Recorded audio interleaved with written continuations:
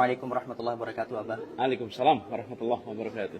Jadi mungkin ini konten sedikit berbeda dengan yang lain. Yang lain biasanya ajakan dan sebagainya.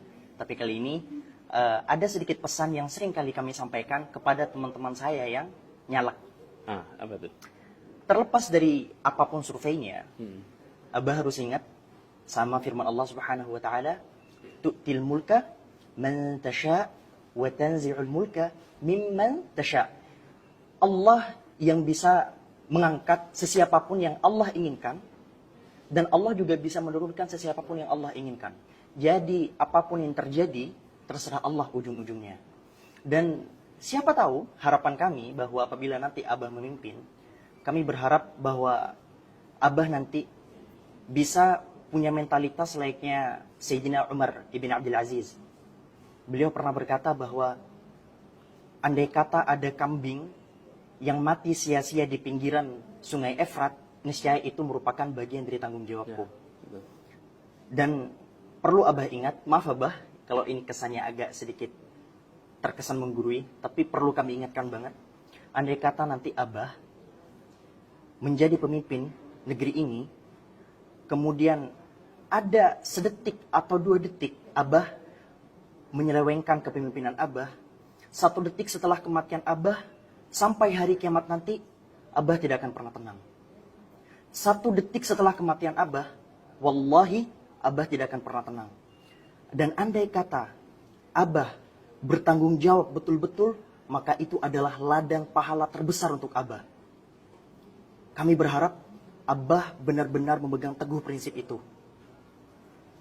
Ingat bahwa pemimpin itu banyak orang-orang yang lari darinya. Para salafun saleh selalu lari dari kepemimpinan itu karena kepemimpinan itu begitu kejam. Kepemimpinan itu dekat dengan neraka.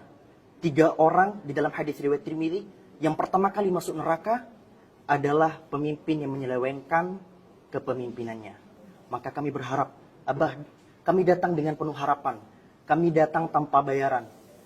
Kami berharap Abah bisa memegang teguh prinsip kepemimpinan yang sebenarnya. Insyaallah. Dan perjalanan yang penuh dengan tantangan ini juga kita yakini bahwa semua rekayasa-rekayasa yang kita hadapi ini nggak akan mungkin bisa mengalahkan rekayasa Allah. Wa makaru wa makarullah. Wallahu khairul makirin. Nah. Jadi kita pegang itu sebagai bagian ikhtiar. Nantinya pada saat mengambil keputusan kita akan selalu berada di dilema. Tidak semua keputusan sesuai dengan teori. Ya. Tidak semua keputusan itu adalah sesuatu yang sesuai dengan yang seharusnya. Di dalam mengambil keputusan, karena itulah disebut kebijaksanaan. Iya. Karena harus mengambil keputusan dalam situasi-situasi yang penuh dengan dilema. Saya beri contoh. Ya. Contoh boleh ya? Boleh. Nih, misalnya ini di sana ada rumah sakit. Lalu di sini Kadam sedang berada di sini. Jalan di sini satu arah Kadam. Dari sini ke sini arahnya jalan.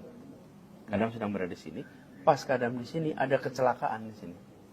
Tabrakan keras. Korbannya jatuh. Lalu Kadam lihat kondisinya berat. Harus dibawa ke rumah sakit. Ya. Lalu ada dilema. Kalau mengikuti aturan lalu lintas, maka harus berputar dulu nih, muter untuk ke rumah sakit. Mungkin bisa 30 menit baru sampai. Benar.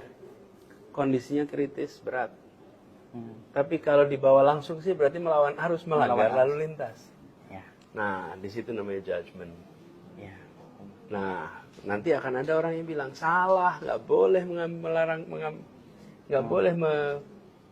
melanggar lalu lintas. Itu prinsip, nggak boleh. Tapi ada yang bilang, oh kita lebih penting menyelamatkan nyawa.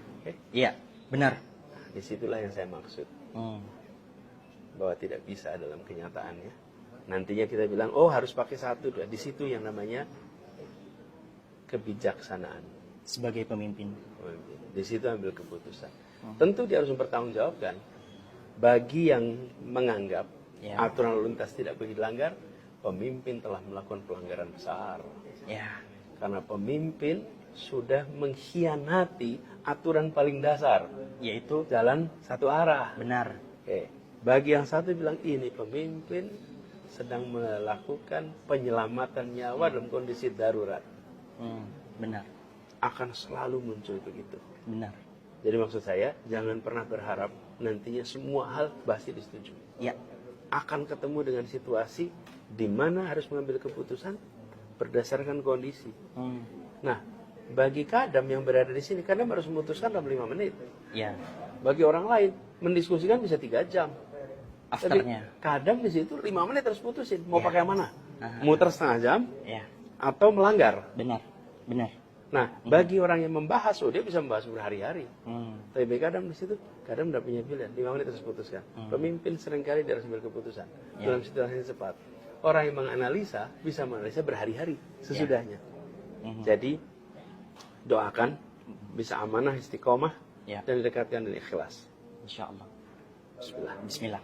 Terima kasih Abah. Sama-sama. Kita tagih janjinya nanti di akhirat. Iya.